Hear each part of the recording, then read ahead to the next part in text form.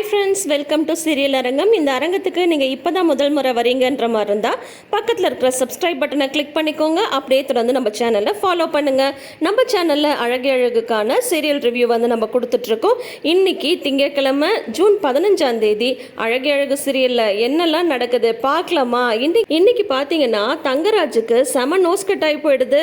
வீட்டில் பிரச்சனை ஏற்படுத்தி அதை வந்து குதூகலமாக பார்க்கணுன்னு வந்த தங்கராஜ், என்னடா இந்த மாதிரி நீங்கள்லாம் இருக்கீங்க, அப்போ நீங்களாம் அப்படி இல்லையா இப்படியா அப்படின்ற மாதிரி அவருக்கு வந்து ஆகிடுது.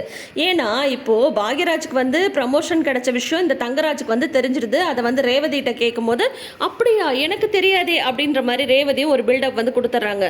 ஓ அப்போ வீட்டில் யாருக்குமே தெரியாதா, இதை வச்சு வந்து வீட்டில் பிரச்சனை பண்ணலாம் அப்படின்னு சொல்லிட்டு காலங்கத்தால் வந்து ரேவதியை கூட்டிட்டு இங்கே வந்து அவங்க அம்மா வீட்டுக்கு கிளம்பி வராங்க தங்கராஜ்.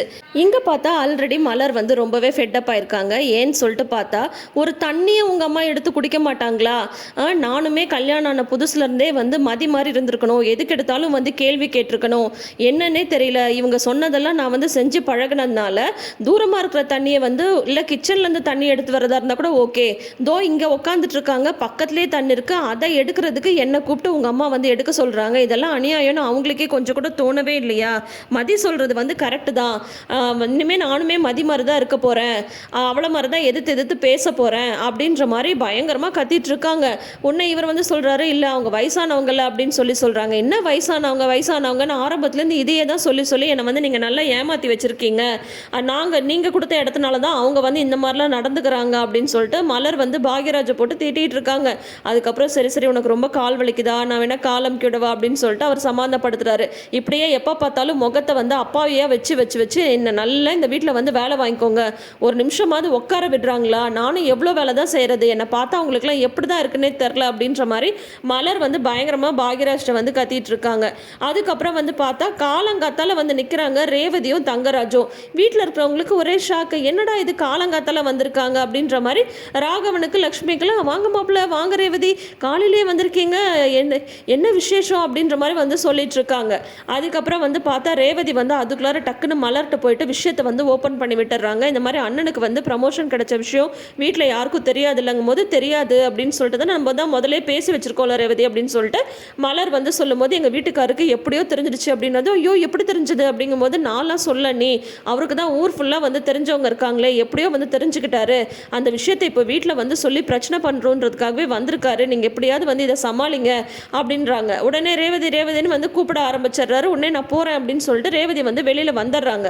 அப்புறம் மலர் வந்து வரும்போது காஃபி போட்டு கொடுமா அப்படின்ற மாதிரி வந்து சொல்கிறாங்க. ராகவனும் லக்ஷ்மியும் அப்போ வந்து, ஏம்மா உன் புருஷன் அந்த பேங்க் ஆஃபீஸர் இங்கே தானே வீட்டில் தானே இருக்காரு அப்படிங்கவும், ஆமாம் அப்படின்ற மாதிரி வந்து சொல்கிறாங்க. மலர் சரி போய் அவங்கள கூட்டிகிட்டு வா அப்படின்னு சொல்லிட்டு சொல்கிறாங்க. உடனே என்னடா இது ஆச்சரியமாக அவரை கூட்டிகிட்டு வர சொல்கிறாரு, ஆனால் இவர் ஏதோ பிரச்சனையை கிளப்புறதுக்குனே தான் வந்திருக்காங்கன்னு மலர் வந்துட்டு போயிட்டு பாக்யராஜ்ட்ட வந்து இந்த மாதிரி வந்து ரேவதியும் உங்கள் மாப்பிள்ளையும் வந்து வந்திருக்காங்க, அவருக்கு எப்படியோ ப்ரமோஷன் கிடைச்ச விஷயம் தெரிஞ்சு போச்சு, ரேவதி வந்து அவளுக்கு தெரியாதுன்ற மாதிரி தான் சொல்லியிருக்கலாம், நானும் வந்து என்ன கேட்டால் எனக்கு தெரியாதுன்னு சொல்லிடுவேன், நீங்கள் தான் எப்படியாவது சமாளிக்கணும் அப்படின்னு சொல்லிட்டு பாக்யராஜ்ட்ட சொல்லிடுறாங்க. நான் எப்படி சமாளிக்கிறதுங்கும் போது, ஐயோ எனக்கெல்லாம் தெரியவே தெரியாது, எத்தனை விஷயம் உங்களுக்காக நான் வந்து சமாளிக்கிறேன், அதனால வந்து அவர் கூப்பிட்டு கேட்டால் எதையாவது சொல்லி நீங்கள் தான் சமாளிக்கணும் அப்படின்ற மாதிரி மலர் வந்து சொல்லிட்டு அவங்களும் போயிடுறாங்க. அதுக்கப்புறம் பாக்யராஜ் வந்து வரும்போது, எவ்வளோ தடவை கூப்பிட்டே இருக்கணுமா, என்னதான் பண்ண அப்படின்ற மாதிரி அவங்க அப்பா வந்து திட்டுறாங்க. உடனே இவர் இல்லை நான் வந்து கொஞ்சம் ட்ரெஸ் பண்ணிட்டு இருந்தேன் அதனால தான் அப்படின்னு சொல்லிட்டு வாங்க மாப்பிள்ள அப்படின்லாம் வந்து சொல்கிறாங்க. உடனே இவர் வந்து தங்கராஜ் வந்து டைரெக்டாக விஷயத்தை ஆரம்பிக்கிறாம அப்படியே சுற்றி வராரம்மா. ஏமாம்மா இப்போ எனக்கு வந்து எவ்வளோ தென்னந்தோப்பு இதெல்லாம் நான் வச்சுருக்கேன், ஒரு 4 தேங்காய் வந்து எக்ஸ்ட்ராவாக காய்ச்சா கூட அதை நான் வீட்டில் இருக்கிற அம்மாட்ட வந்து சொல்லுவல்ல அப்படிங்கும் போது, ஆமாம்மா சொல்லணும் தான் மாப்பிள்ள, ஒரு நல்லது கெட்டதுன்னா சொல்கிறதுக்கு தானே வீட்டில் பெரியவங்கன்னு இருக்கோம் அப்படின்னு ராகவன் வந்து சொல்லும்போது, ஆமாம்மாம்மா அதுக்கு தான் எதுனாலும் வந்து வீட்டில் இருக்கிற பெரியவங்களோட ஆசீர்வாதத்தோடு தானே நடக்கணும், அப்படி இருக்கும்போது உங்கள் பையனுக்கு வந்து பேங்க்கில் ப்ரமோஷன் கிடச்சிருக்கு, அதை வந்து அவர் வீட்டில் வந்து சொல்லலையா அப்படின்ற மாதிரி சொல்கிறாங்க. என்னது ப்ரமோஷன் கிடச்சிருக்கா அப்படின்ட்டு எல்லாம் ஷாக் ஆகிறாங்க. சுரேஷ்லேருந்து எல்லாருமே ஏன்னா உனக்கு ப்ரமோஷனாக கிடச்சிருக்கு அப்படின்ற மாதிரி வந்து கேட்குறாங்க. உடனே வந்துட்டு ஆமாம் ப்ரமோஷன் தரோன்னு சொல்லியிருக்காங்க, இன்னும் அஃபிஷியலாக இன்னும் வந்து ஆர்டர் வந்து வரல, அந்த ஆர்டர் வந்து வந்ததுக்கப்புறம் உங்ககிட்ட கொடுத்து ஆசீர்வாதம் வாங்கலாம்னு நினச்சிட்டு இருந்தேன்ப்பா அப்படின்னு சொல்கிறாங்க.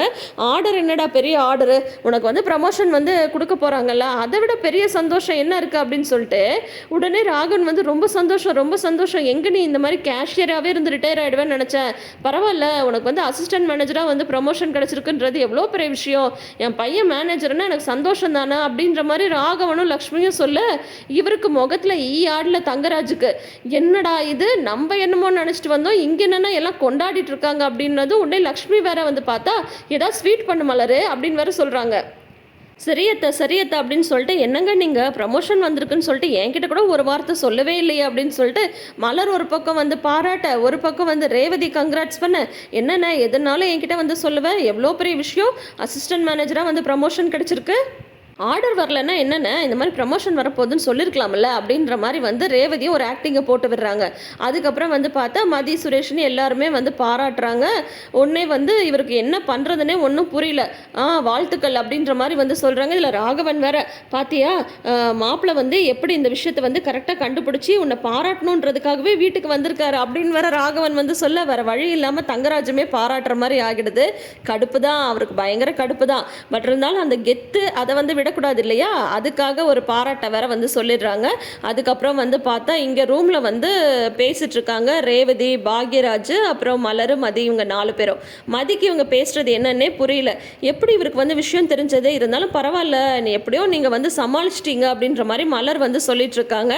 என்னது உங்களுக்கு இன்னும் ப்ராப்பராக ஆர்டர் வரலையா, அதனால தான் வீட்டில் சொல்லையா அப்படின்னு சொல்லிட்டு மலரும் ரேவதியும் வந்து சிரிச்சிட்டு இருக்காங்க. நீங்கள்லாம் ஏன் சிரிக்கிறீங்க, எனக்கு ஒன்றும் புரியல அப்படின்ற மாதிரி மதி வந்து சொல்லும்போது, சாரி மதி, உங்ககிட்ட சொல்லக்கூடாதுன்றதெல்லாம் ஒன்றும் கிடையாது. ஆக்சுவலாக உன்கிட்ட சொல்லணும்னு நினச்சிட்டே இருந்தேன், ஆனால் அதுக்குள்ளார தான் ஏதோ பிரச்சனை வந்ததுனால நான் அப்படியே வந்து மறந்துட்டேன். இவருக்கு வந்து ப்ரமோஷன் வந்து முதல்லே வந்து வந்துடுச்சு. அதுக்காக அவர் கொடுத்த இன்சென்டிவ் பணத்தை வச்சு தான் நான் வந்து அந்த பைக்கு மீட்டுறது கூட அந்த பணத்தை வந்து நான் கொடுத்தேன். ஏற்கனவே இந்த வீட்டில் எல்லா செலவும் வந்து இவர் தான் வந்து பார்த்துட்ருக்காரு. இப்போ ப்ரமோஷன் வந்திருக்கு அப்படின்னு சொல்லிட்டு தெரிஞ்சால் அந்த பணத்தையும் எல்லாம் வீட்டு செலவு கொடுக்க வேண்டியது இருக்கும் அப்படின்றதுனால தான் சரின்னு சொல்லிட்டு இப்போதைக்கு சொல்ல வேணான்ற மாதிரி நாங்கள் வந்து முடிவு பண்ணி வச்சுருந்தோம் அப்படின்னு சொல்கிறாங்க. ஆக்சுவலாக ப்ரமோஷன் வந்தால் வீட்டு செலவுக்கு இன்னும் கொஞ்சம் பணம் சேர்த்தி தரணும் அப்படின்றதுக்காக தான் உங்கள் பையன் உங்ககிட்ட சொல்லாமல் இருந்திருக்காருன்ற விஷயத்த பாயிண்ட் போட்டு பிடிச்சி தான் தங்கராஜ் வந்து சொல்கிறாரு ராகவன் கிட்டேயும் லக்ஷ்மி கிட்டேயும். ஆனால் ராகவன் வந்து எக்ஸ்பெக்ட் பண்ணாத மாதிரி என்ன சொல்லிடுறாரு, பணம் என்ன மாப்பிள்ள பணம், என் பையன் வந்து அசிஸ்டன்ட் மேனேஜர்ன்றதை விட பெரிய சந்தோஷம் என்ன இருக்குது அப்படின்னு அவர் வேற சொல்கிறதுனால தான் அவருக்கு வந்து புஷ்ஷுன்னு போயிடுது. அப்புறம் வந்து கரெக்டாக அந்த விஷயத்தை தான் இவங்களுமே இங்கே வந்து சொல்லும்போது, அதனால் என்ன என்கிட்ட சொல்லனா என்ன, நீங்கள் வந்து ப்ரமோஷன் உங்களுக்கு கிடச்சிருக்குல அதுலேயே எனக்கு சந்தோஷம் தான், நீங்கள் யோசிச்ச விஷயமும் கரெக்டு தான், உங்களுக்குன்னு ஒரு சேவிங்ஸ் வேணாமா அப்படின்ற மாதிரி மதியமே வந்து சொல்ல, அதுக்கப்புறம் இவங்கெல்லாம் வந்து ரேவதி வந்து அவங்க ஹஸ்பண்ட் எப்படி உட்காந்துட்டு இருந்தாருன்றதை நடிச்சு காட்டுறாங்க. அதெல்லாம் பார்த்து இவங்க வந்து சிரிச்சிட்டு இருக்கும்போது கரெக்டாக தங்கராஜ் வந்துடுறாங்க. என்ன ரேவதி ஒரே சிரிப்பு கும்மாளமாக இருக்குது அப்படின்னதும், இல்லைங்க அண்ணனுக்கு ப்ரமோஷன் வந்திருக்குல்ல அதை நினச்சி தான் பேசி சிரிச்சிட்டு இருந்தோம் அப்படிங்கும்போது, சரி நேரமாகுது வீட்டுக்கு கிளம்பலாமா அப்படின்னு சொல்லிட்டு கிளம்புறாரு. ஏன்னா இங்கே ஒரு பெரிய பஞ்சாயத்து நடக்கும், அதை வச்சு நம்ம வந்து நல்ல பிரச்சனையை பெருசு பண்ணிவிடலான்னு சொல்லிட்டு தான் பிளான் பண்ணி தங்கராஜ் வந்தது.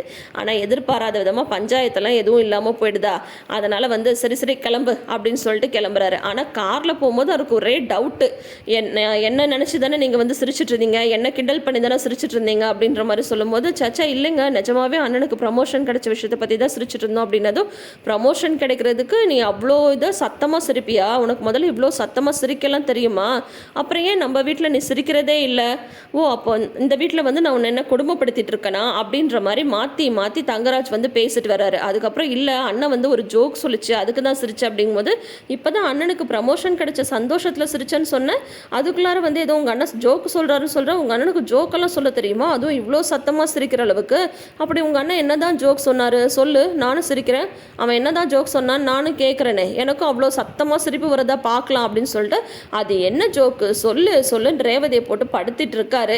பார்க்கலாம் நாளைக்கு ரேவதி வந்து என்ன ஒரு மொக்க ஜோக்கை சொல்லி சமாளிக்கிறாங்களா இல்லை என்னத்தை தான் சொல்லி சமாளிக்க போகிறாங்க அப்படின்றத நீங்கள் ஏதாவது கெஸ் பண்ணீங்கன்னா மறக்காமல் கமெண்ட் செஷனில் சொல்லுங்கள். அழகே அழகு சீரியல் பற்றில உங்களோட கருத்துக்களை மறக்காமல் கமெண்ட் செஷனில் ஷேர் பண்ணுங்கள். நம்ம சேனலை இப்போ தான் நீங்கள் புதுசாக பார்க்குறீங்கன்ற மாதிரி இருந்தால் சப்ஸ்கிரைப் பண்ணிக்கோங்க. இந்த அரங்கத்தை நிறைய வைங்க. உங்களுக்கு இந்த வீடியோ பிடிச்சிருந்ததுன்னா வீடியோக்கு ஒரு லைக் கொடுங்க. பார்ப்போம், ரசிப்போம், பகிர்வோம். நன்றி.